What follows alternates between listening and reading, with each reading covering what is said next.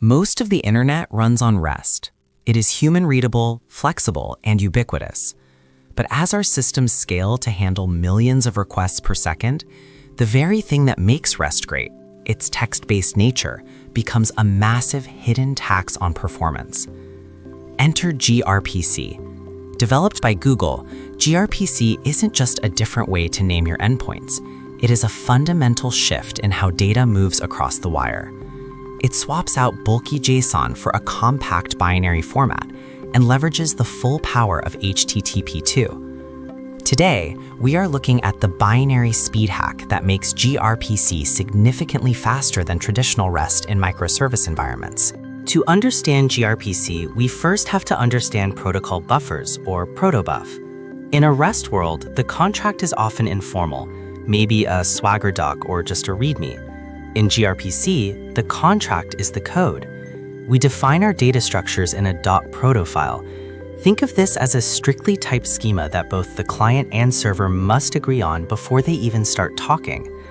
Unlike JSON, which carries the keys like name or email in every single message, protobuf uses field numbers. By mapping data to numbers instead of strings, we strip away the overhead. This schema-first approach ensures that both sides know exactly what to expect, eliminating the need for complex parsing logic and making the data significantly smaller. Let's visualize the difference in payload size. Imagine we're sending a simple user object. In JSON, the words first name, last name, and email are repeated in every single request. This is metadata bloat. In protobuf, those strings are gone. Only the values and their corresponding field IDs are sent as a binary stream. On average, a protobuf message is 3 to 10 times smaller than its JSON equivalent. In a high-traffic microservice architecture, this reduction in payload size translates directly to lower network latency and reduced bandwidth costs. It is not just about being faster, it is about being more efficient with the resources you have. When you are moving terabytes of data daily, these small gains compound into massive savings. But serialization is only half the story. The other half is the transport layer. REST typically uses HTTP 1.1, which is sequential. If you want to send 3 requests, you often have to wait for the first to finish before the second starts, a problem known as head-of-line blocking. gRPC is built on HTTP 2. This allows for multiplexing, meaning multiple requests and responses can fly across a single TCP connection simultaneously. This eliminates the need for opening multiple expensive connections and drastically reduces the warm-up time for your network traffic. With HTTP 2, gRPC can handle long-lived connections and keep the data flowing without the stop-and-go nature of traditional web APIs. One of the most powerful features of gRPC is its support for streaming. In REST, everything is a request-response cycle. You ask, you wait, you get an answer.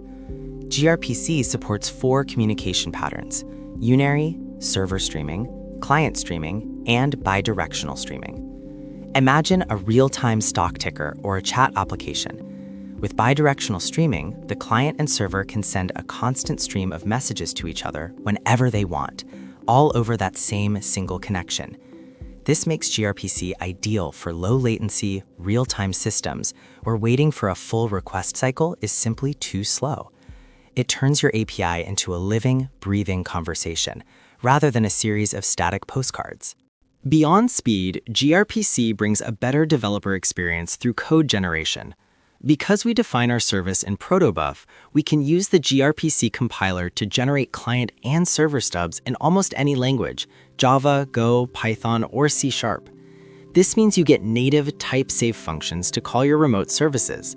No more manual string manipulation or worrying about whether a field is an integer or a string. If the schema changes, you rerun the compiler and your code breaks at compile time, not at runtime in production. It brings the safety of a monolithic application to the distributed world of microservices. So, where should you use gRPC? Its natural home is internal microservice communication.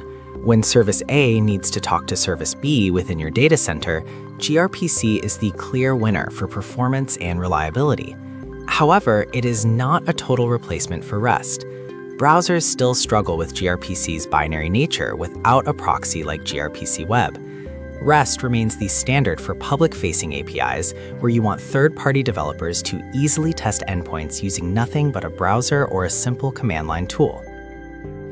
Choosing between them is a trade-off between the ease of use of REST and the raw performance of gRPC. In a modern stock, you'll often see both, REST at the edge and gRPC in the core.